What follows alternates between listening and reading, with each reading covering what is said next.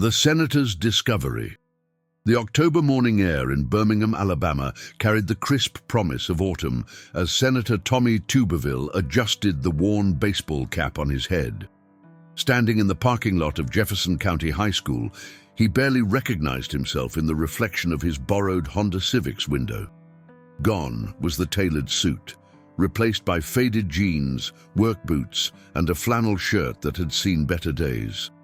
A fake mustache completed the transformation, along with horn-rimmed glasses that made him squint. "You sure about this, Senator?"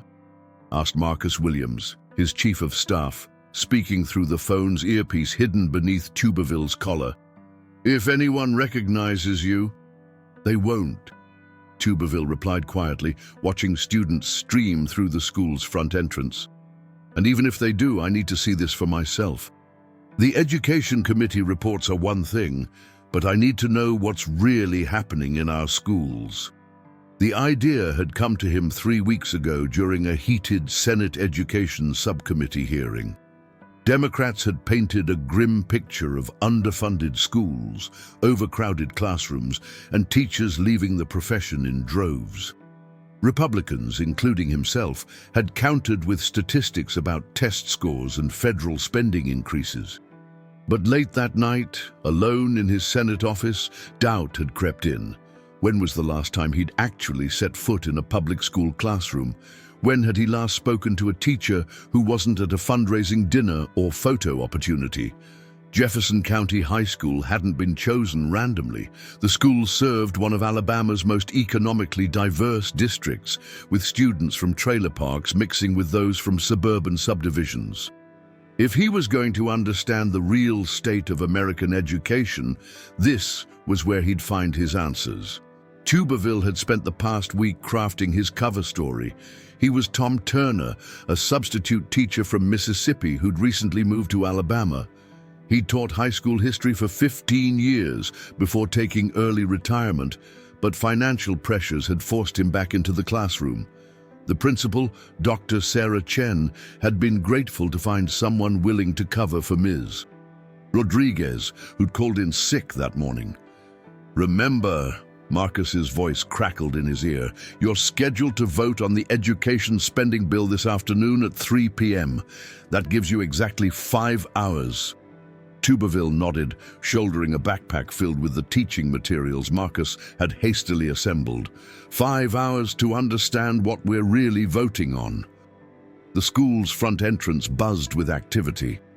Students clustered around lockers, some animated in conversation, others scrolling through phones with the practiced disinterest of teenagers. The hallways were narrower than Tuberville remembered from his own high school days. The walls painted in an institutional green that had probably been cheerful once, but now looked tired under the fluorescent lights. A custodian mopped the floor near the main office, working around the constant foot traffic with the resigned efficiency of someone who'd learned to become invisible. Tuberville caught his eye and nodded. The man, whose name tag read Carlos, returned the nod with a weary smile that didn't reach his eyes. "Excuse me," Tuberville said, approaching the main office counter. "I'm Tom Turner, the substitute for Ms. Rodriguez's classes today." The secretary, a woman in her 50s with graying hair pulled back in a practical bun, looked up from a stack of papers. "Oh, thank goodness. I was worried we'd have to split her classes among the other teachers." She handed him a visitor's badge and a class schedule. "I'm Janet Mills. Dr. Chen wanted to meet with you, but she's dealing with a situation in the cafeteria. Apparently the freezer broke down over the weekend." Tuberville clipped the badge to his flannel shirt, noting how the plastic felt foreign against his chest. In the Senate, his ID was a symbol of power and access. Here it marked him as a temporary fixture, someone who could disappear as easily as he'd arrived. Ms. Rodriguez teaches 9th grade world history and 11th grade American history, Janet continued, handing him a manila folder. "The lesson plans are in there, along with seating charts. First period starts in 10 minutes. As Tuberville walked through the hallways toward room 142, he began to notice things that hadn't made it into any committee report. Water stains on the ceiling tiles suggested a roof that leaked. Several classroom doors had sheets of paper taped over broken glass windows. The drinking fountain near the science wing had an out-of-order sign that looked like it had been there for months. But it was the students who caught his attention most. They moved with a mixture of energy and resignation that he found difficult to categorize. Some laughed and joked with friends, displaying the resilience that had always amazed him about young people. Others walked alone, shoulders hunched, carrying burdens that seemed too heavy for their age. Room 142 was located in what was clearly the oldest part of the building. The door handle was loose, and Tuberville had to jiggle it to get inside. The classroom held 32 desks arranged in tight rows, with barely enough space to walk between them. The walls were covered with posters about historical events, some professionally printed, others clearly made by students in previous years. At the front of the room, an ancient projector sat on a rolling cart, its cord duct-taped to the floor. Tuberville set his backpack on the teacher's desk and opened Ms. Rodriguez's folder. Her handwriting was precise, each lesson plan detailed and thoughtful. Today's 9th grade class was supposed to study the causes of World War I, while the 11th graders would examine the New Deal. But what struck him most was a small note paper clipped to the inside cover. "Tom, thank you for covering today. Isabella Chen, 2nd row, 3rd seat, is dealing with some family issues and might need extra patience. Marcus Williams in the back corner is brilliant, but acts up when he's hungry. There are granola bars in my desk drawer if you need them. Eleanor." The bell rang and students began filing into the classroom. They moved with the casual familiarity of young people who'd spent 4 years navigating these hallways, but Tuberville noticed something else. Several students carried their belongings in grocery bags rather than backpacks. Others wore jackets that were too thin for the October chill, or shoes that had been repaired with tape. "Good morning," Tuberville said, his voice carrying the authority he'd developed over decades of coaching and teaching, long before his political career began. "I'm Mr. Turner, and I'll be your substitute teacher today." A hand shot up from the 3rd row. "Where's Ms. Rodriguez? Is she okay?" The concern in the student's voice was genuine, and Tuberville felt a pang of something he couldn't quite identify. When was the last time someone had worried about his well-being with such obvious sincerity? "She's fine," he assured them, "just not feeling well today. Now, I understand we're talking about World War I. Who can tell me what they remember from yesterday's lesson?" For the next 45 minutes, Tuberville found himself drawn into a world he'd forgotten existed. These weren't the polished high school students who visited the capital on field trips, carefully coached by their teachers to ask appropriate questions. These were real teenagers, with all the complexity that entailed. Isabella Chen, the girl Ms. Rodriguez had mentioned, sat quietly in her seat, occasionally wiping her eyes when she thought no one was looking. Marcus Williams, despite his teacher's warning about acting up, proved to be one of the most engaged students in the class, asking thoughtful questions about the alliance system that had pulled Europe into war. But it was during the discussion about economic factors leading to World War I that Tuberville began to understand something that no committee hearing had conveyed. When he asked the class to think about how economic hardship might lead to social unrest, the responses weren't academic, they were personal. "My dad lost his job at the plant," said a girl named Ashley. "Mom says people get angry when they can't feed their families, and politicians look for someone to blame." "Yeah," added a boy named David, "and the angry people always go after whoever's different. Like if you don't look like them or talk like them, you become the enemy, even if you didn't do anything wrong." Tuberville found himself nodding, genuinely impressed by their insights. These students understood the connection between economic pressure and political scapegoating in ways that some of his Senate colleagues seemed to miss entirely. The period ended too quickly, and as students filed out for their next class, several paused to thank him for the lesson. It was such a small gesture, but it carried a weight that surprised him. When was the last time someone had thanked him for doing his job rather than for what his position might do for them? During the brief break between classes, Tuberville walked to the windows overlooking the school's courtyard. A group of students sat at picnic tables, sharing lunches. He watched one girl divide her sandwich in half, giving part to a friend who had only an apple. It was such a simple act of generosity, but it spoke to something fundamental about community and caring that seemed absent from most political discussions. His earpiece crackled to life. "Senator, how's it going in there?" "Different than I expected," Tuberville replied quietly. "These kids are smart, Marcus, really smart, and they're dealing with things we never talk about in committee." "That's good to hear, sir. But remember, you need to be back here by 2:30 to prep for the vote." Tuberville checked his watch. It was only 10:15. 4 hours and 15 minutes remained in his undercover mission, but already he sensed that his perspective was shifting in ways he hadn't anticipated. The second period bell rang, and 11th graders began entering the classroom. This group carried themselves differently than the 9th graders, more confident, more aware of their place in the world, but also more guarded. Several carried college brochures along with their textbooks, while others had the weary look of students who were already working part-time jobs to help support their families.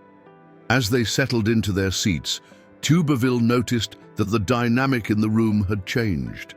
These students evaluated him more carefully, testing him with their questions and responses. They'd learned to be skeptical of adults who claimed to have their best interests at heart. "All right," Tuberville said, consulting Ms. Rodriguez's lesson plan. "Today we're discussing Franklin Roosevelt's New Deal. Who can tell me what problems FDR was trying to solve when he took office?" The discussion that followed was more sophisticated than he'd expected.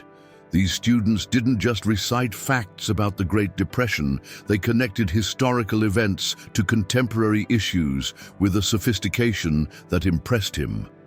"The New Deal was about giving people hope," said a girl named Maria. "Like when everything's falling apart, people need to believe their government actually cares about them."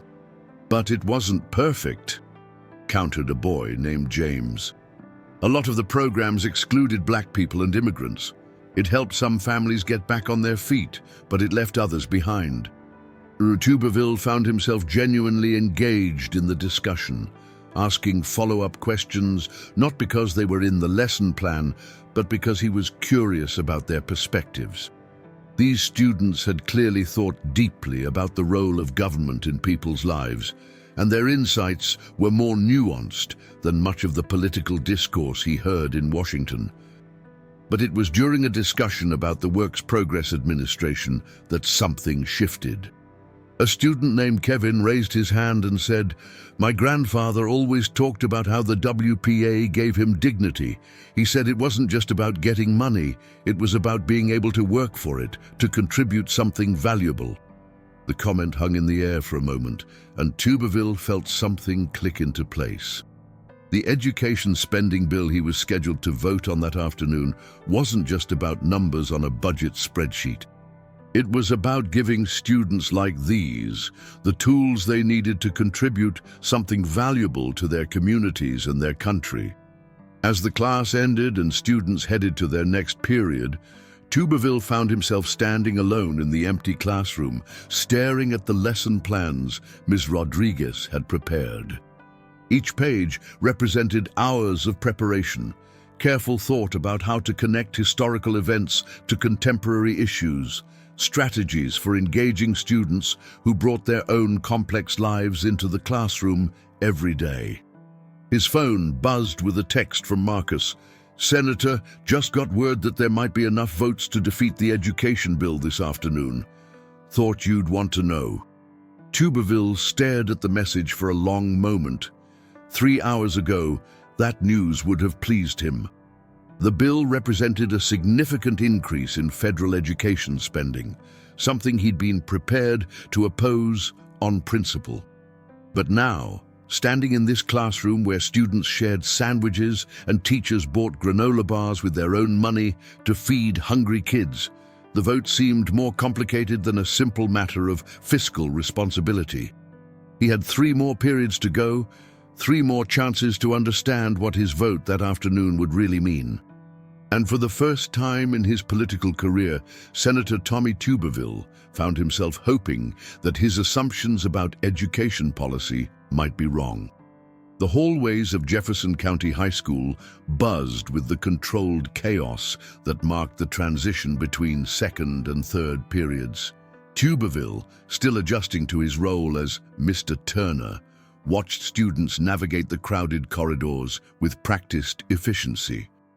Some stopped at lockers that appeared to have been installed during the Carter administration, their metal surfaces bearing the scars of decades of use. "Mr. Turner?" A voice interrupted his observations. He turned to see Dr. Sarah Chen approaching, her expression a mixture of gratitude and exhaustion that seemed to be the default setting for school administrators everywhere. "Dr. Chen," Tuberville replied, hoping his fake mustache remained securely in place. "Thank you for accommodating me on such short notice. Thank you for being willing to come in," she said, falling into step beside him as they walked toward room 142. "I have to admit, when I got your application last week, I was surprised to find someone with your experience willing to substitute teach. Most of our subs are retired teachers or college students." Tuberville felt a moment of panic. His cover story had seemed bulletproof when Marcus had helped him craft it, but now he realized how many details he might have overlooked. "Well, you know how it is. Retirement doesn't always go according to plan." Dr. Chen nodded with understanding. "Tell me about it. I had 3 teachers retire last year, and we're still struggling to replace them. The pay we can offer?" She shrugged, leaving the sentence unfinished. They paused outside room 142, and Dr. Chen lowered her voice.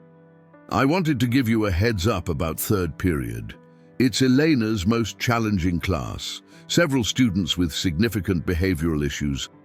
Plus, we have 3 kids who are learning English as a second language and need extra support. Elena has been working miracles with them, but as a substitute," she looked apologetic. "I can handle difficult students," Tuberville said, drawing on memories of coaching high school football 40 years earlier. "What kind of support do the ESL students need?" "Miguel and Ana are brothers from Guatemala. They've been here 6 months. Their English is improving rapidly, but they still struggle with academic vocabulary. Carmen is from El Salvador. She's been here 2 years, but missed a lot of school last year because her family was moving around a lot." Dr. Chen paused. "They're all bright kids, but the language barrier can be frustrating for them." As if on cue, the third period bell rang, and students began filing into the classroom. Tuberville immediately noticed the difference in energy from his first 2 classes. These students moved with less purpose, some clearly reluctant to be there. Several looked older than typical 11th graders, and he realized they were probably students who had been held back or had interrupted their education for various reasons. "Good morning," he said, projecting confidence he didn't entirely feel. "I'm Mr. Turner, and I'm covering for Ms. Rodriguez today." A student in the back row, wearing a hoodie despite the warm October day, muttered something that caused several classmates to snicker. Tuberville couldn't make out the words, but the tone was clear enough. "I'm sorry, I didn't catch that," Tuberville said, maintaining eye contact with the student.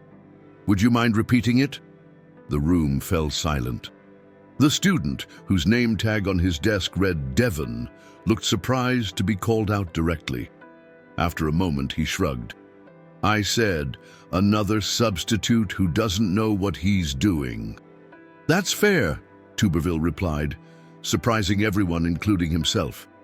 "I am a substitute, and I probably don't know all the things Ms. Rodriguez knows about this class. But I do know American history, and I'm here to help you learn it. What I need to know is whether you're willing to help me understand what works best for you," Devon blinked, clearly not expecting that response.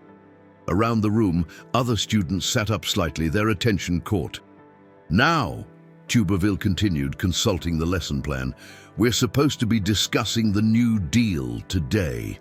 But before we start, I want to make sure everyone can participate fully." He looked toward the 3 students Dr. Chen had mentioned. Miguel and Ana sat together near the front, while Carmen occupied a desk by the window. "Miguel, Ana, Carmen," he said. "If at any point you need me to explain something or slow down, please just raise your hand. And everyone else, if you see your classmates struggling with a concept, feel free to help explain things in your own words. Sometimes peer explanations work better than teacher explanations."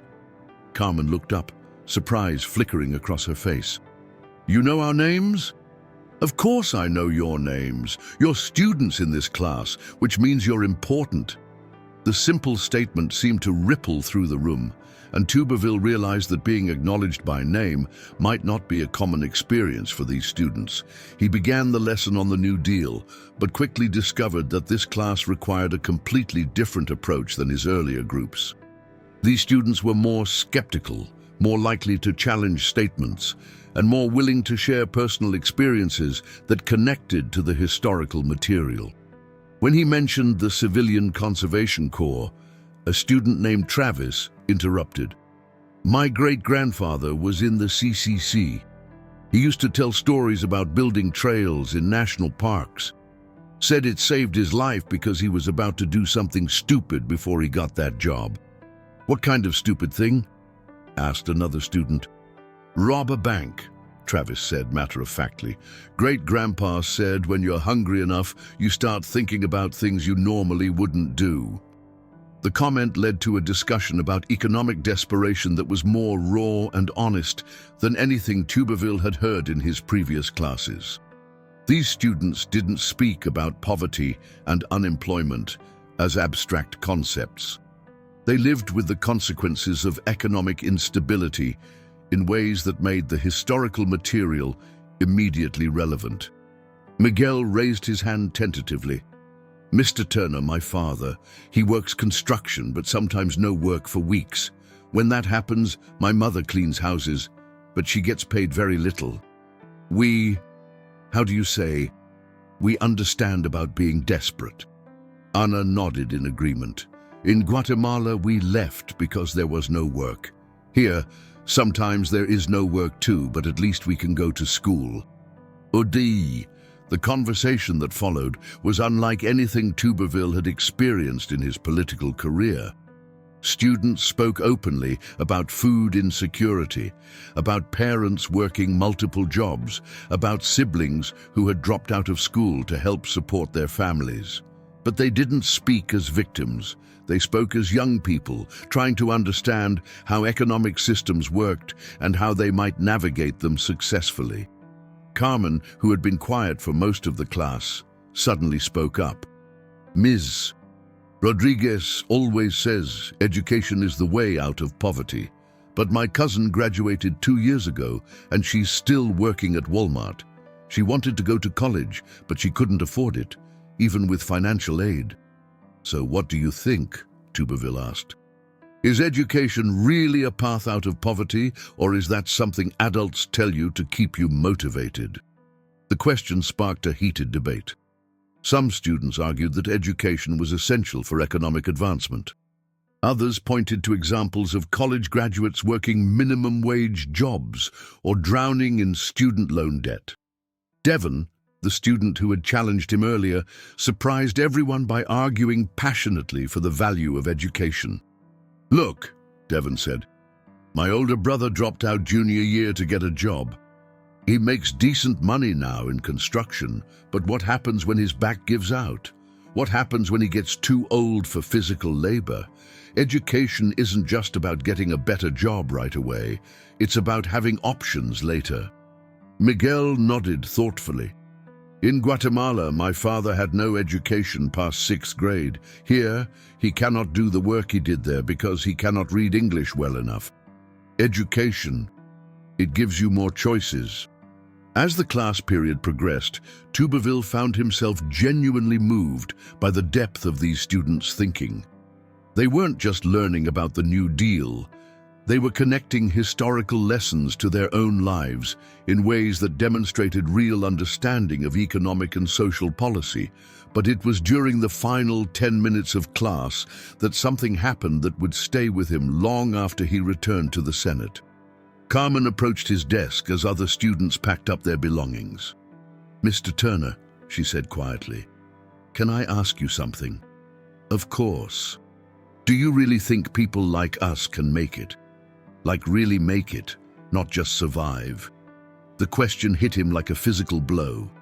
Here was a young woman who had traveled thousands of miles to escape poverty, who was learning a new language while mastering complex academic material, who faced challenges that most of his Senate colleagues couldn't imagine. And she was asking him, a man who had been born into privilege and had spent his career in positions of power, whether she had a real chance at success. "Carmen," he said, looking directly into her eyes, "I think you're already making it. You're here in school, learning, asking hard questions. That takes incredible strength and courage. But what if the system is rigged?" she asked. "What if no matter how hard we try, people like us never really get ahead?"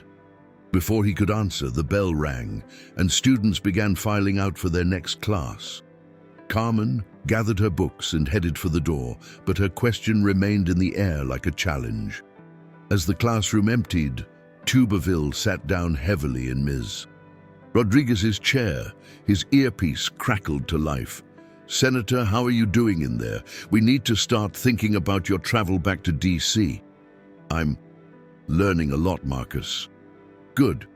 Look, I've been working the phones on the education vote. We've got the conservative groups lined up to oppose it, and several senators are ready to follow your lead. Your opposition could be decisive."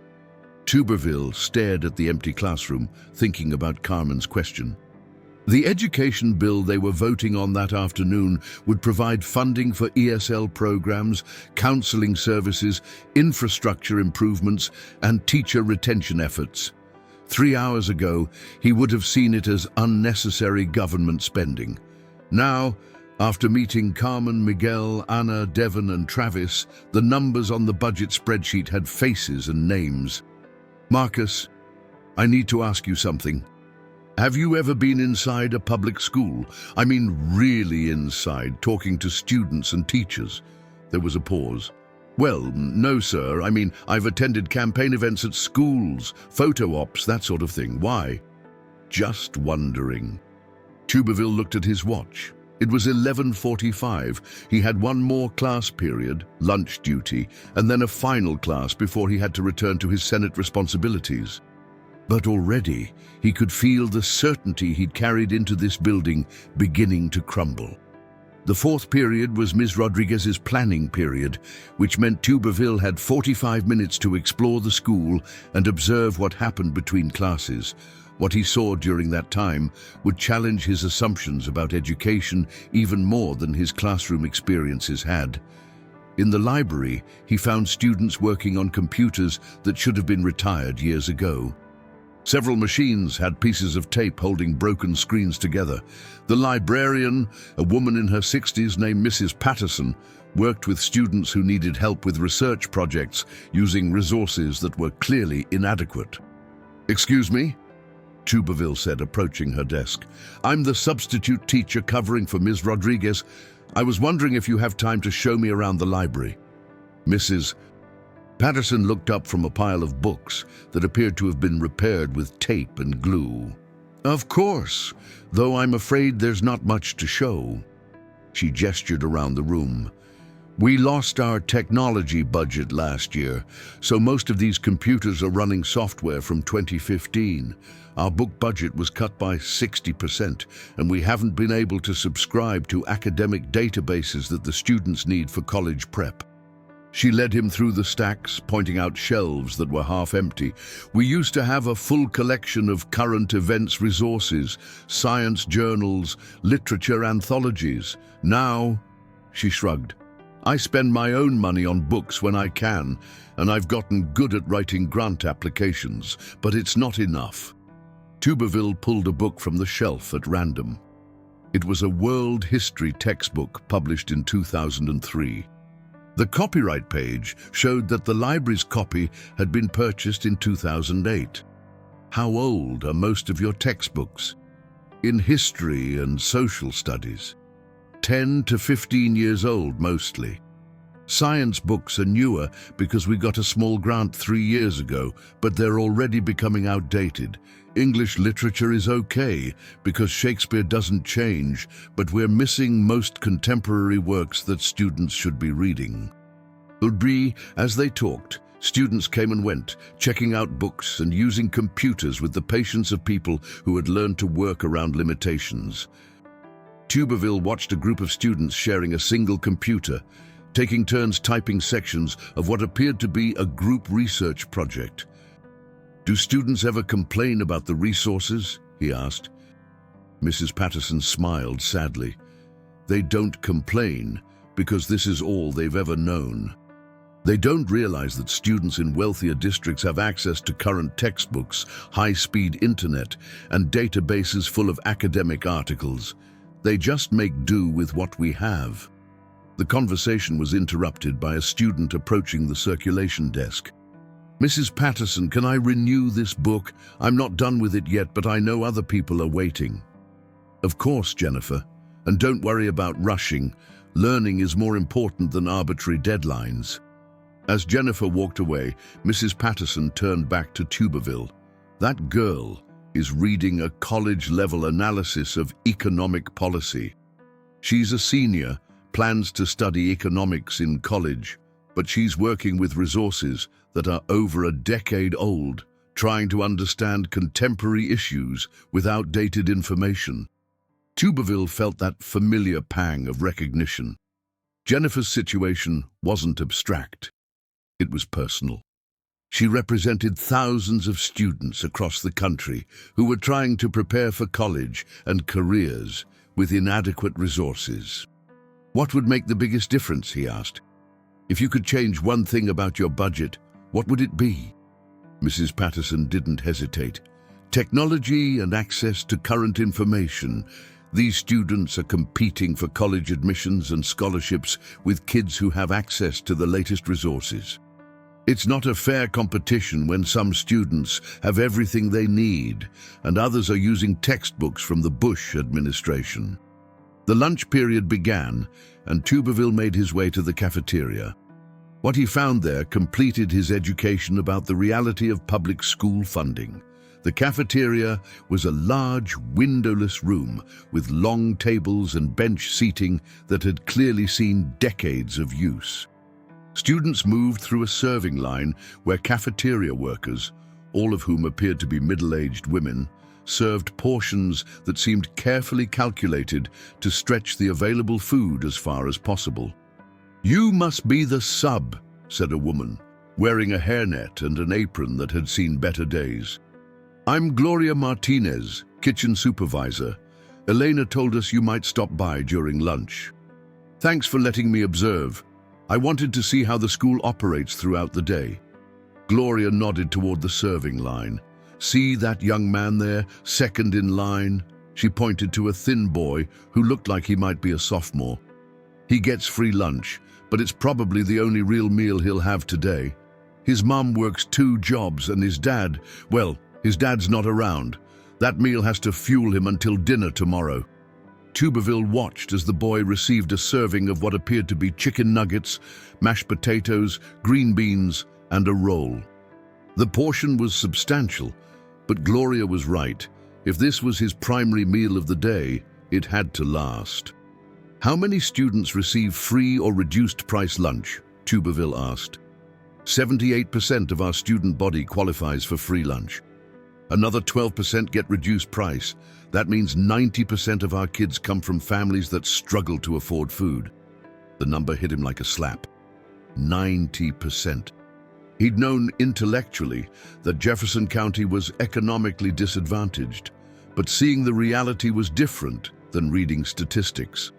"And yet," Gloria continued, These kids come to school every day ready to learn. They might be hungry, they might be wearing clothes that don't fit quite right, but they show up.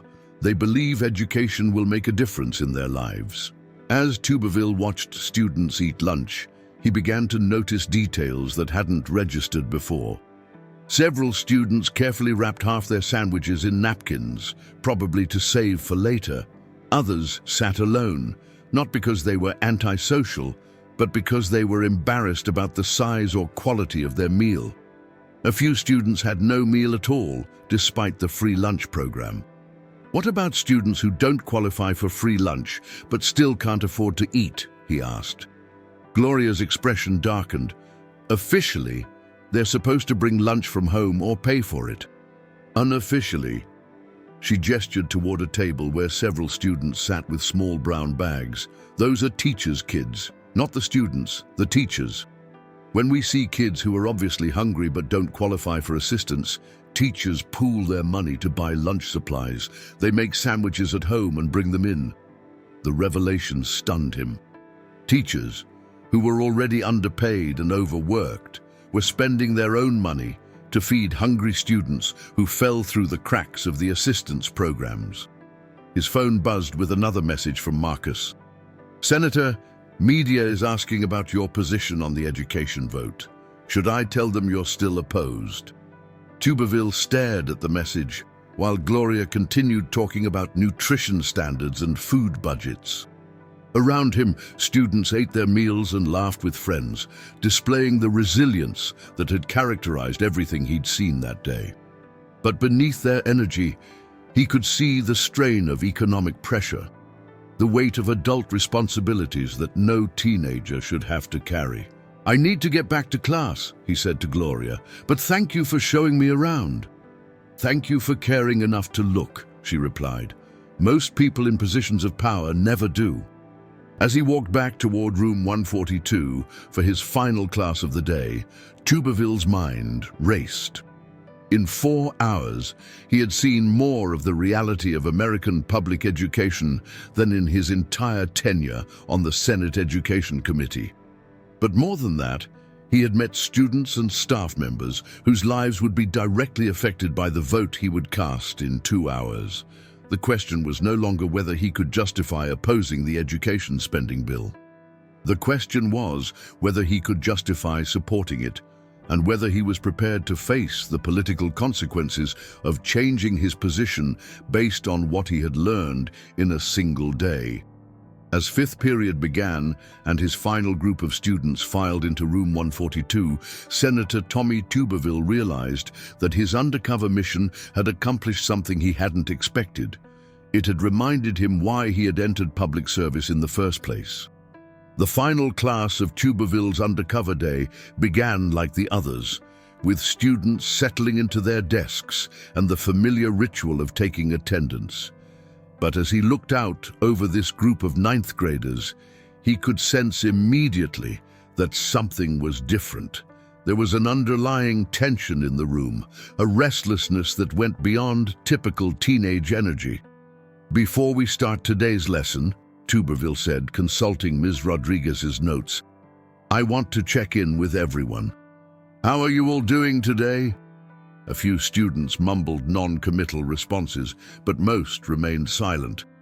In the 3rd row, a girl named Jasmine raised her hand tentatively. Mr. Turner, are you going to be here tomorrow? Or are we going to have another substitute? The question carried more weight than its words suggested, and Tuberville recognized the underlying concern. These students had learned not to invest too heavily in temporary figures who would disappear from their lives without warning. I'm only here for today, he said gently. Ms. Rodriguez should be back tomorrow, but that doesn't mean today isn't important. We can still learn from each other. From the back of the room, a boy named Andre spoke up without raising his hand. That's what they all say, then they leave, and we never see them again. There was hurt in his voice, and Tuberville realized that Andre wasn't just talking about substitute teachers. The comment reflected a deeper experience of abandonment that probably extended far beyond the classroom. You're right, Tuberville said, surprising the class. Adults do say things like that and then they leave. It's not fair, and I can understand why you'd be tired of it. He paused, making eye contact with Andre. But that doesn't mean we should stop trying to connect with each other, even temporarily. Sometimes the most important conversations happen with people we're only going to know for a short time. The response seemed to shift something in the room's dynamic. Students sat up slightly, as if his acknowledgement of their experience had given them permission to be more present. Now, Tuberville continued, we're supposed to discuss the causes of World War I. But I'm curious about something first. How many of you think the problems that led to that war still exist today? Several hands went up, including Andre's. Same problems, different countries, he said. People fighting over resources, blaming other people for their problems. Leaders who don't care about regular folks. Can you give me an example of what you mean? Andre shrugged. My uncle served in Afghanistan. He said we were there fighting for reasons that nobody could really explain, while people back home argued about whether we should be there at all. Meanwhile, kids like him from poor neighborhoods were doing the fighting while rich kids went to college. The comment sparked a discussion that went far beyond the planned lesson. These ninth graders began connecting World War I to contemporary conflicts, drawing parallels between historical and current events that demonstrated sophisticated critical thinking. But it was a girl named Destiny who brought the conversation back to their immediate reality. It's like this school, she said quietly. Everyone argues about whether we need more money for education, but nobody asks us what we actually need. What do you think you need? Tuberville asked. The question opened floodgates. For the next 20 minutes, students shared frustrations and hopes that had clearly been building for years. They talked about overcrowded classes, outdated textbooks, and teachers who left mid-semester because they couldn't afford to stay. My English teacher last year was amazing, said a boy named Marcus. She made Shakespeare actually interesting, you know, but then she had to quit because she got a job at a private school that paid twice as much. They replaced her with a long-term sub who didn't even have an English degree. Jasmine nodded emphatically. And they wonder why our test scores are low. How are we supposed to compete with kids in other districts when their teachers stay for years and ours keep leaving? It's not just the teachers, added a girl named Aisha. Look at our science lab. Half the equipment doesn't work, and we're doing experiments with chemicals that are probably older than we are. My cousin goes to school in Mountain Brook, and she sent me pictures of their lab. It looks like something from a college. Tuberville felt each comment like a physical blow. These students weren't complaining. They were systematically identifying the ways that underfunding was limiting their educational opportunities. More troubling, they clearly understood that they were being disadvantaged compared to students in wealthier districts. Do you think these problems can be fixed? He asked. Andre laughed bitterly. With what money? Every year they talk about budget cuts. Every year we lose more programs. Art class, gone. Music program, cut in half. Library hours, reduced. Meanwhile, they keep building new football stadiums in the rich schools. But we keep trying anyway, Destiny said firmly, because what choice do we have? Either we get an education here with whatever resources they give us, or we don't get one at all. Her comment silenced the room for a moment. Here was a 14-year-old girl articulating the impossible choice facing thousands of students across the country: accept an inadequate education or accept no formal education at all. Ms. Rodriguez always tells us that we have to work twice as hard to get half as far, Jasmine said. And she's right, but sometimes I wonder why it has to be that way. Why do kids in some schools get everything they need while we have to fight for scraps? The question hung in the air, and Tuberville realized that these students were asking him to explain a system that he had helped create and maintain. They wanted to understand why their government had apparently written them off, why their potential was considered less valuable than that of students in wealthier districts. What would you do if you could fix it? he asked, genuinely curious about their responses. Pay teachers enough so they don't have to leave, Marcus said immediately. Ms. Rodriguez is always buying supplies with her own money. That's not right. Fix the building, added Aisha. Heat that actually works in winter, air conditioning that doesn't break down, windows that aren't cracked. Basic stuff. Books that were written in this century, Andre said, drawing laughter from the class. And computers that don't take 10 minutes to start up. Smaller classes, Destiny suggested. It's hard to get help when there are 35 kids and one teacher. As Tuberville listened to their practical, well-reasoned suggestions, he realized that these students had thought more carefully about education policy than many of his colleagues in the Senate. They understood the connections between teacher retention, infrastructure, technology, and class size in ways that demonstrated real wisdom about how schools function.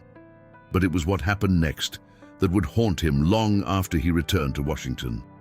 The classroom door opened, and Dr. Chen entered with a woman Tuberville hadn't met before, a social worker, based on her professional attire and the serious expression on her face. "I'm sorry to interrupt," Dr. Chen said quietly. "Destiny, could you come with us for a moment?" The change in Destiny's demeanor was immediate and dramatic.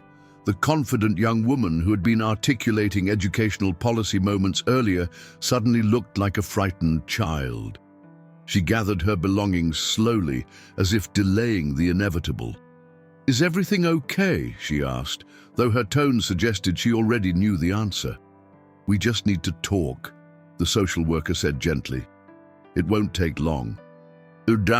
As Destiny left the classroom, the remaining students sat in uncomfortable silence.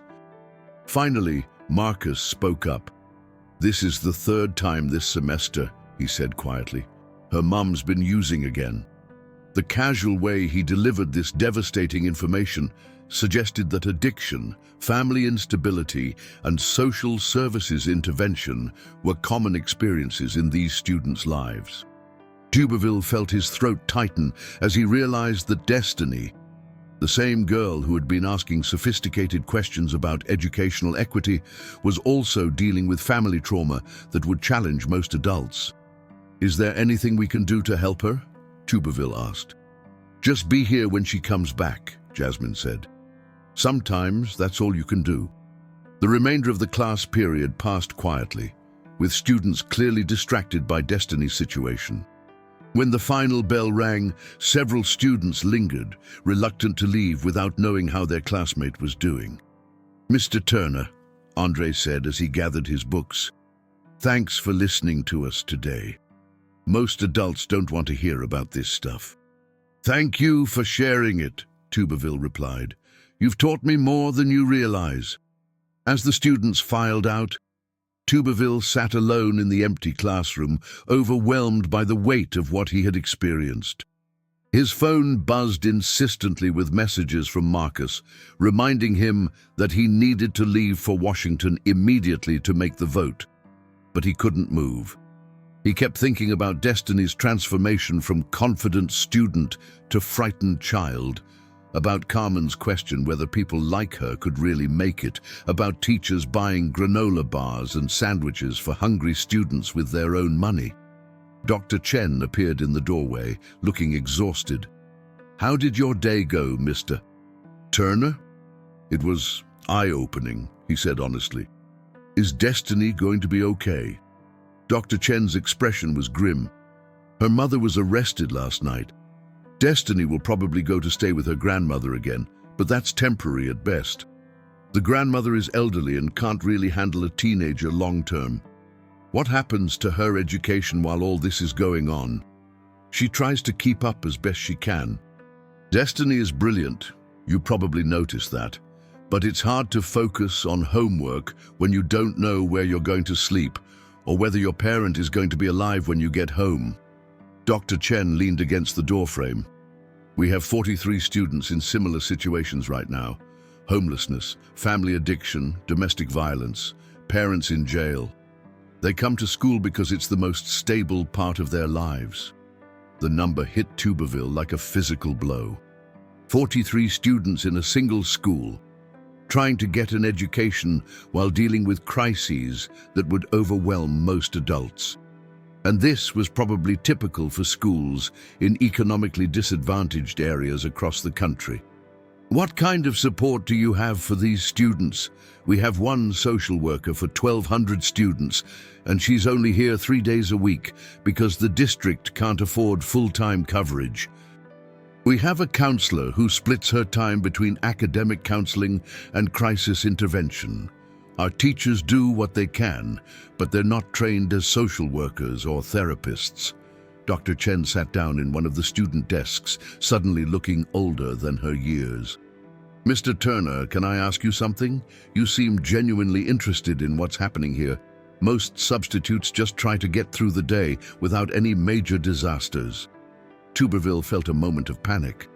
His cover story was holding, but Dr. Chen's observation suggested that his level of engagement was unusual for a substitute teacher. I suppose I've always believed that education is the foundation of everything else. If we fail our students, we fail our future. That's exactly right, Dr. Chen said emphatically. But here's what I don't understand. If everyone agrees that education is so important, why do we constantly have to fight for basic resources? Why do schools in wealthy districts get everything they need while schools like this one have to choose between fixing the roof and buying textbooks? It was the same question his students had been asking, but coming from Dr. Chen, it carried additional weight. Here was a professional educator with decades of experience, asking him to explain a system that treated educational inequality as an acceptable status quo. What would make the biggest difference here? He asked, echoing the question he had posed to Mrs. Patterson in the library. Stable funding, Dr. Chen replied without hesitation.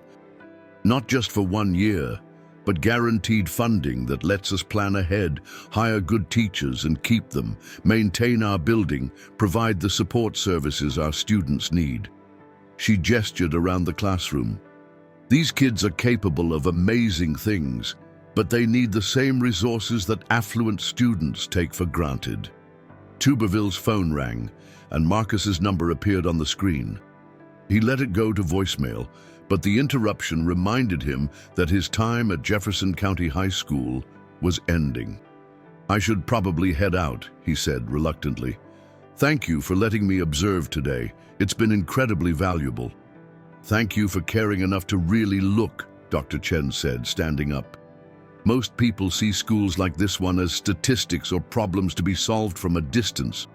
You actually took the time to understand what we're dealing with. As Tuberville walked through the hallways one final time, he noticed details that had escaped him that morning. The water stains on the ceiling weren't just cosmetic issues, they represented deferred maintenance that would eventually require major repairs. The outdated computers weren't just inconvenient, they were limiting students' ability to develop the technology skills they would need for college and careers. The overcrowded classrooms weren't just uncomfortable, they were preventing teachers from giving individual attention to students who desperately needed it. But more than the physical limitations, he was struck by the human cost of educational underfunding. Students like Destiny, who possessed intelligence and insight that could benefit society, were struggling to realize their potential because they lacked the support systems that middle-class students took for granted. Teachers like Ms. Rodriguez were spending their own money to provide basic supplies because their schools couldn't afford them. Administrators like Dr. Chen were making impossible choices between competing needs, knowing that any decision would leave some students underserved. Outside the school, Tuberville removed his fake mustache and horn-rimmed glasses, returning them to the envelope Marcus had prepared. As he changed back into his senatorial attire in the car, he felt like he was shedding more than a disguise. He was leaving behind the direct, immediate connection to the consequences of educational policy that his morning had provided. The drive to the airport gave him time to think about what he had learned, but also about what he was going to do with that knowledge. In 2 hours, he would be voting on legislation that would provide exactly the kind of stable funding Dr. Chen had described. The bill would support teacher retention efforts, infrastructure improvements, technology upgrades, and expanded support services for students facing personal crises. 6 hours earlier, he had been prepared to vote against the bill based on fiscal conservatism and limited government principles. Now, after meeting Destiny and Carmen and Andre and all the others, those principles seemed inadequate to address the reality of what he had witnessed. His phone buzzed with a text message from Marcus. "Senator, we're running out of time. The vote is in 90 minutes. Media wants a statement on your position." Tuberville stared at the message as his driver navigated toward the airport. He thought about Destiny, whose educational future hung in the balance of policy decisions made by people who had never met her. He thought about Carmen, asking whether people like her could really make it in a system that seemed designed to hold them back. He thought about teachers spending their own money to feed hungry students and buy basic supplies. For the first time in his political career, Senator Tommy Tuberville was facing a vote where the human consequences were impossible to ignore. The question was whether he had the courage to act on what he had learned, even if it meant challenging his own party and disappointing the conservative groups that had supported him. As the plane lifted off from Birmingham, carrying him back to Washington and the most important vote of his career, Tuberville realized that his undercover mission had accomplished something far more significant than gathering information about schools. It had reminded him that behind every policy decision were real people whose lives would be affected by the choices he made in the Capitol building. The only question now was whether he would have the courage to vote his conscience, or whether political considerations would override the moral clarity that his day at Jefferson County High School had provided. The Senate chamber buzzed with the usual pre-vote energy as members took their seats for the afternoon session. Senator Tommy Tuberville walked through the ornate corridors of the Capitol building, his mind still reeling from the morning's experiences at Jefferson County High School. The marble floors and soaring ceilings that had once inspired him with their representation of American democracy now felt disconnected from the reality he had witnessed just hours earlier. "Senator!" Marcus Williams caught up with him near the chamber entrance, slightly out of breath. "Thank God you made it back in time. I was starting to worry you'd miss the vote entirely." "I'm here," Tuberville replied, though his voice lacked its usual confidence. "Good. I've prepared talking points for your explanation of your no vote. The fiscal responsibility angle is polling well with your base, and the Heritage Foundation issued a statement this morning supporting your position." Marcus handed him a folder. "The media is expecting you to be one of the deciding votes against the bill." Tuberville took the folder but didn't open it. Instead, he stood quietly, watching his colleagues prepare for the vote. Senator Elizabeth Warren was deep in conversation with several Democratic colleagues, clearly trying to secure last-minute support for the education bill. On the Republican side, Senator Ted Cruz was holding court with a group of conservative senators, probably coordinating their opposition strategy. "Sir," Marcus prompted, "are you feeling all right? You seem distracted." "Marcus, have you ever been in a public school classroom? Not for a photo op or a campaign event, but actually in a classroom during a regular school day?" Marcus looked puzzled by the question. "Well, no, sir. I mean, not since I was a student myself. Why do you ask?" Before Tuberville could answer, Senate Majority Leader Chuck Schumer called the chamber to order. The Senate will now proceed to vote on S. 2847, the Educational Equity and Excellence Act. We'll begin with a brief period for final statements before the roll call vote. Senator Warren was recognized first, and she approached the podium with the passion that characterized all her speeches on economic justice issues. "Mr. President, colleagues," she began, "today we have the opportunity to invest in America's future, by investing in our children's education. This bill represents more than numbers on a budget spreadsheet. It represents hope for students who are trying to learn in crumbling buildings, taught by teachers who are leaving the profession because they can't afford to stay, using textbooks that are older than the students reading them. As Warren spoke, Tuberville found himself thinking about room 142, about the water-stained ceiling tiles and the ancient projector held together with duct tape. He thought about Mrs.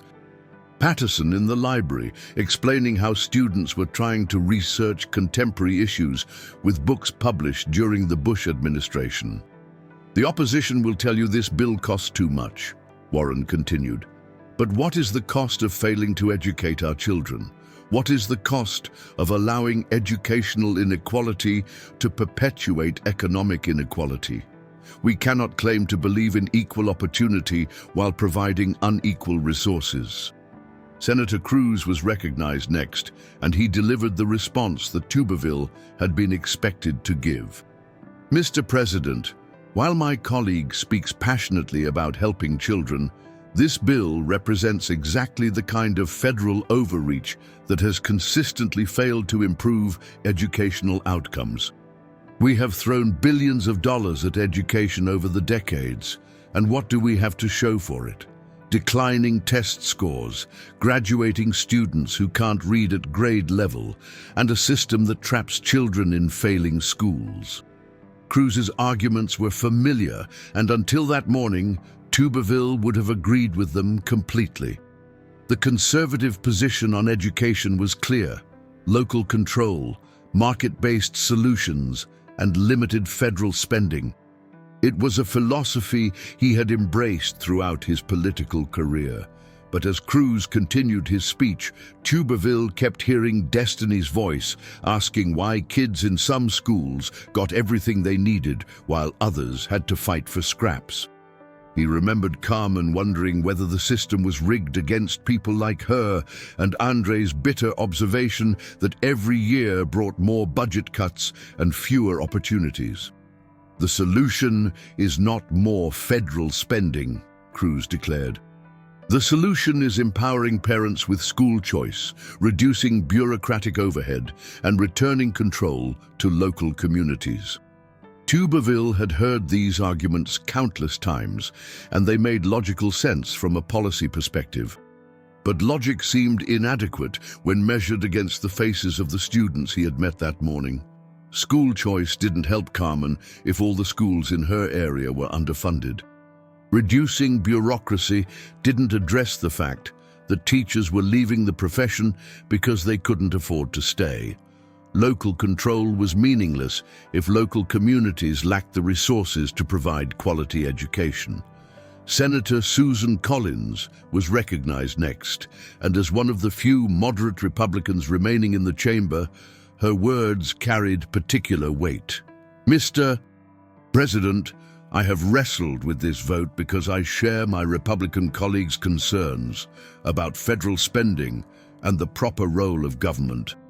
But I have also visited schools in my home state of Maine, and I have seen the reality that Senator Warren describes." Collins paused, looking directly at several Republican colleagues.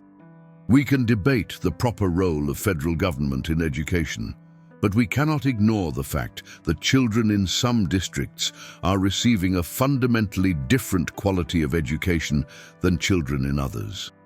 When that disparity is based on the economic circumstances of their families rather than their potential or effort, we have a moral obligation to act."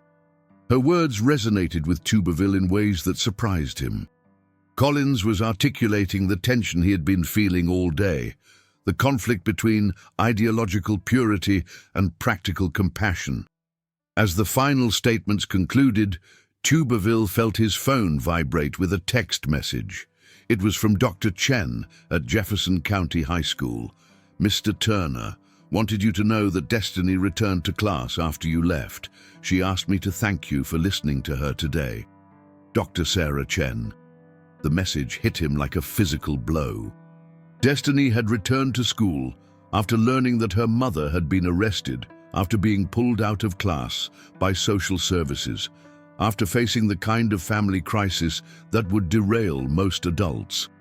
She had come back to continue her education because she believed it represented her best hope for a different future. The Senate will now proceed to the roll call vote on S-2847, announced the presiding officer. The clerk will call the roll. Mr. Alexander? No. Mr. Baldwin? Yes. Oh. The votes proceeded alphabetically, with the outcome roughly following party lines as expected. Democrats voted yes, Republicans voted no, with only a few exceptions. As they approached the T's, Tuberville realized that his vote could indeed be decisive. The tally was closer than anyone had predicted. Mr. Tuberville? The chamber fell silent. Everyone knew his position, or thought they did. Conservative groups had been counting on his vote.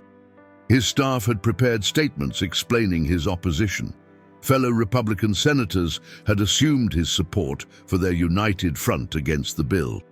Tuberville stood slowly, aware that his next words would surprise everyone in the chamber, including himself. Yes. The word hung in the air for a moment, as if no one could quite believe what they had heard. Then the chamber erupted. Democrats looked stunned, but pleased. Republicans looked betrayed and angry. Marcus Williams appeared to be having a minor heart attack. Senator Tuberville votes yes, the clerk announced, and the murmur of conversation grew louder. The remaining votes were largely predictable, but Tuberville's unexpected support had provided the margin needed for passage. When the final tally was announced, 52 to 48 in favor, he knew that his single vote had made the difference.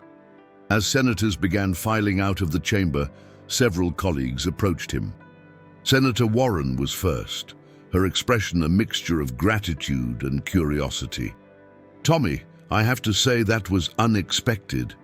What changed your mind?" "I learned something today," he replied simply. "Sometimes you have to see things for yourself." Senator Cruz was less diplomatic. "I hope you're prepared to explain this to your constituents, Tommy. The conservative groups that supported you are going to want answers." "I'm prepared to explain it," Tuberville said, though he wasn't entirely sure that was true. As the chamber emptied, Tuberville found himself alone with his thoughts. His phone was already buzzing with calls from reporters, interest groups, and political operatives who wanted to understand what had happened. Marcus hovered nearby, clearly struggling to process the political implications of what his boss had just done. "Senator," Marcus said carefully, "we need to craft a response to the media. This is going to be a major story, and we need to get ahead of it. What kind of response did you have in mind?" "Well, we could emphasize your commitment to children's welfare. Frame it as putting kids before politics, maybe mention your background in education." Marcus was clearly improvising, trying to find a narrative that would minimize the political damage. "No," Tuberville said firmly, "no spin, no political framing. If I'm going to explain this vote, I'm going to tell the truth." "Sir, with respect, the truth might not be the best political strategy here.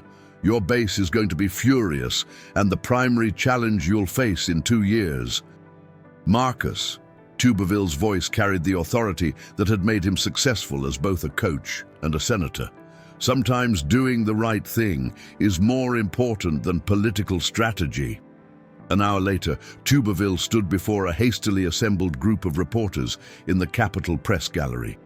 The questions came rapid fire, each one reflecting the astonishment that his vote had generated. "Senator Tuberville, this vote seems completely inconsistent with your previous positions on education. What changed?" "Today, I spent time in a public school in Alabama," he replied. "I talked to students and teachers and saw firsthand what educational underfunding looks like. It changed my perspective." "Are you saying your previous votes were wrong?" "I'm saying that sometimes new information requires you to reconsider your positions. That's not weakness, it's wisdom." How do you respond to conservative groups who are calling your vote a betrayal? Tuberville paused, thinking about Destiny, asking whether people like her could really make it, about Carmen wondering if the system was rigged against students from disadvantaged backgrounds. I represent all the people of Alabama, not just the ones who can afford to make political donations. If supporting quality education for all students is a betrayal, then I'll have to live with that label. Senator, you mentioned spending time in a school today. Can you elaborate on what you saw there? I saw students who are just as smart and capable as kids in any wealthy district, but who are trying to learn with outdated textbooks, broken equipment, and overcrowded classrooms. I saw teachers spending their own money to buy basic supplies. I saw a librarian working with computers that should have been retired years ago. His voice grew stronger as he spoke. And I saw students who still believe that education can change their lives, despite all the obstacles we've put in their way. Are you prepared for the political consequences of this vote? I'm prepared to defend it, Tuberville said firmly, because some things are more important than political survival. Giving every child in America access to quality education is one of those things. As the press conference ended and reporters rushed to file their stories, Tuberville felt a strange sense of peace. He knew that the coming days would bring criticism from conservative allies, uncomfortable conversations with donors, and possibly serious challenges to his political career. But he also knew that when Destiny returned to school tomorrow, and when Carmen asked her question about whether people like her could really make it, and when teachers like Ms. Rodriguez tried to stretch inadequate resources to serve their students' needs, his vote would have made a small but meaningful difference in their lives. That evening, as he sat in his Senate office looking out at the Capitol dome illuminated against the dark sky, Tuberville reflected on the strange journey that had brought him to this moment. 12 hours earlier, he had been a conservative senator planning to vote against education spending. Now, he was a conservative senator who had cast the deciding vote in favor of the largest education investment in a generation. His phone rang, and Dr. Chen's number appeared on the screen. "Senator?" Her voice was cautious, as if she couldn't quite believe she was calling a United States senator. "Dr. Chen, I'm glad you called. I watched the vote on C-SPAN. I can't believe, I never expected." She seemed to be struggling for words. "You thought I was just a substitute teacher named Tom Turner." "Yes, and Senator, why did you do it? Why did you risk everything to help schools like ours?" Tuberville thought about her question for a long moment. "Because you and your students reminded me why I got into public service in the first place. Because Destiny and Carmen and Andre and all the others deserve the same opportunities that kids in wealthy districts take for granted. Because teachers like Ms. Rodriguez shouldn't have to choose between buying groceries and buying classroom supplies. What you did today, it's going to make a real difference for our students." "I hope so. But Dr. Chen, the real heroes are people like you and Ms. Rodriguez and Mrs. Patterson, who show up every day to serve these kids despite inadequate resources and impossible challenges. I just cast one vote. You're changing lives every single day." After he hung up, Tuberville sat quietly in his office, processing the events of what had been the most transformative day of his political career. Tomorrow would bring new challenges, angry phone calls from conservative groups, and probably the beginning of a primary challenge from his right. But tonight, he felt something he hadn't experienced in years of political maneuvering and partisan combat. He felt proud of the vote he had cast. For once, politics had taken a backseat to principle, and partisan loyalty had yielded to moral clarity. As he prepared to leave the Capitol and return to his apartment, Tuberville made a mental note to visit more schools in Alabama. Not for photo opportunities or campaign events, but for the kind of honest conversations that had transformed his understanding of education policy in a single morning. Because sometimes, he had learned, the most important political education happens not in committee hearings or policy briefings, but in classrooms where real students struggle with real challenges and still dare to believe in the promise of American opportunity. The senator who left the Capitol that night was fundamentally different from the one who had entered Jefferson County High School that morning. And in a small classroom in Birmingham, students who would never know the role they had played in changing history would continue their education, armed with slightly better resources and infinitely more hope than they had possessed just one day earlier. 3 weeks after his vote on the Educational Equity and Excellence Act, Senator Tommy Tuberville sat in his Birmingham office, staring at a stack of mail that had grown taller each day since the vote. Letters from conservative donors expressing outrage, emails from education advocates offering surprising support, calls from political operatives in Washington wondering if he had lost his mind. But it was the letter on top of the stack that held his attention this Tuesday morning. Written in careful cursive on notebook paper, it had arrived with yesterday's mail. Dear Senator Tuberville, my name is Carmen Delgado. I am a student at Jefferson County High School. I don't know if you remember me, but you substituted for Ms. Rodriguez 3 weeks ago and told our class your name was Mr. Turner. I figured out who you really are when I saw you on the news. I wanted to thank you for listening to us that day. I also wanted to tell you that I got accepted to Auburn University with a scholarship. Ms. Rodriguez helped me apply, and I think your vote is going to help them keep good teachers like her. You asked me if I thought people like me could really make it. I'm starting to think maybe we can. Sincerely, Carmen Delgado P.S. Destiny's grandmother is letting her stay permanently now, and she's doing better in school. Tuberville read the letter 3 times before setting it aside and picking up his coffee. Outside his office window, Birmingham hummed with its usual Tuesday morning energy. Traffic moved along the streets below. People hurried to work. Children walked to school. The ordinary rhythms of life continued, largely unaware of the political earthquake that his single vote had triggered. Marcus Williams entered without knocking, carrying a tablet and wearing the expression of a man who had been dealing with crisis management for 3 weeks straight. Senator, we need to talk about the Hannity interview tonight. His producers are expecting you to explain or defend your vote, but they're also giving you an opportunity to walk back some of your comments. Walk back which comments? Tuberville asked, though he suspected he knew the answer. The part where you said that sometimes doing the right thing is more important than political strategy. The conservative base isn't interpreting that as principled leadership. They're interpreting it as betrayal of core Republican values. Marcus sat down across from his boss's desk, pulling up polling data on his tablet. Your approval ratings among Alabama Republicans have dropped 12 points since the vote. The Club for Growth has officially withdrawn their endorsement for your next campaign, and there are already 3 potential primary challengers making calls to major donors. Tuberville nodded calmly. He had expected all of this and more. What about overall approval ratings? That's more complicated. Marcus swiped to another screen. Your overall approval has actually increased slightly.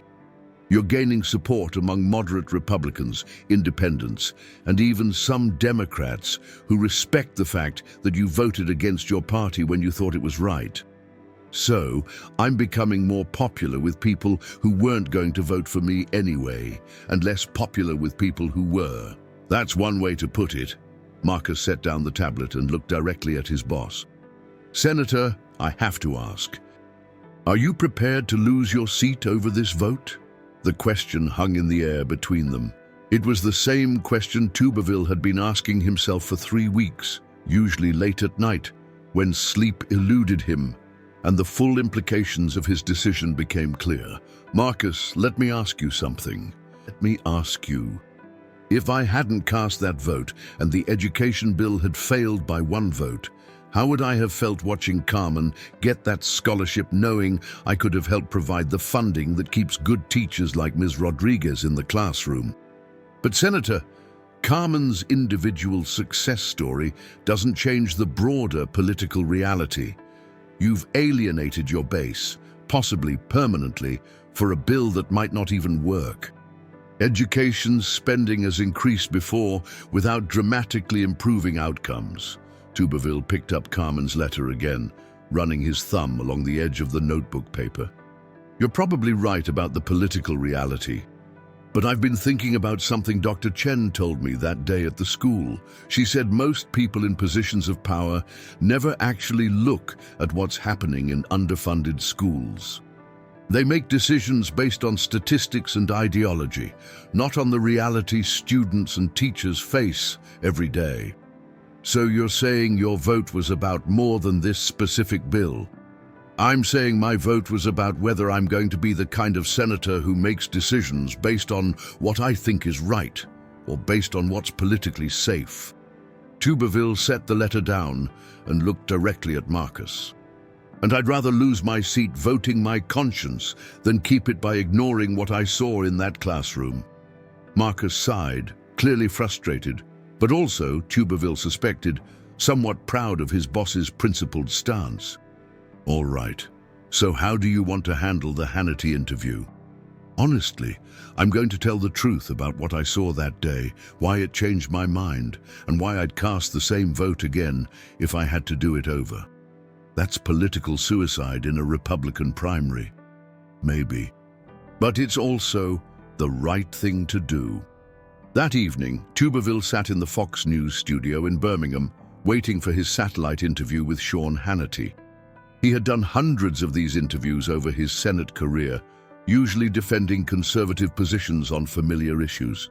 Tonight felt different. Tonight, he was going to defend a vote that had surprised everyone, including himself. Senator Tuberville, Hannity began after the commercial break, 3 weeks ago, you cast a vote that shocked your conservative supporters and, frankly, shocked me. You were the deciding vote in favor of the largest federal education spending bill in years. Help me understand what happened. Sean, I did something that day that I should have done years ago. I went into a public school classroom and actually listened to students and teachers talk about the challenges they face every day. But Senator, we've known about challenges in public education for decades. That doesn't justify massive federal spending that adds to our debt and expands government control over local schools. Tuberville had anticipated this argument. Sean, let me ask you something. How much does it cost to educate a child properly? And how much does it cost when we fail to educate that child properly? Those are fair questions, but because I met kids that day who are just as smart and capable as children in any wealthy suburb, but they're trying to learn with textbooks from the Bush administration and computers that should have been retired years ago.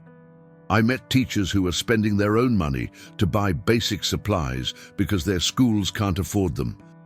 Hannity's tone sharpened.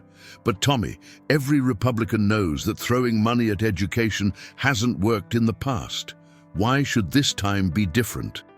Maybe because this time we're not just throwing money at bureaucracy. This bill specifically targets teacher retention, infrastructure improvements, and support services for students dealing with poverty and family instability. These aren't abstract policy goals, Sean. They're practical solutions to real problems I witnessed firsthand. Senator, your conservative base is furious. They supported you because they thought you shared their values of fiscal responsibility and limited government. How do you respond to charges that you've betrayed those principles? Tuberville paused, thinking about Carmen's letter and Destiny's courage in returning to school after her family crisis.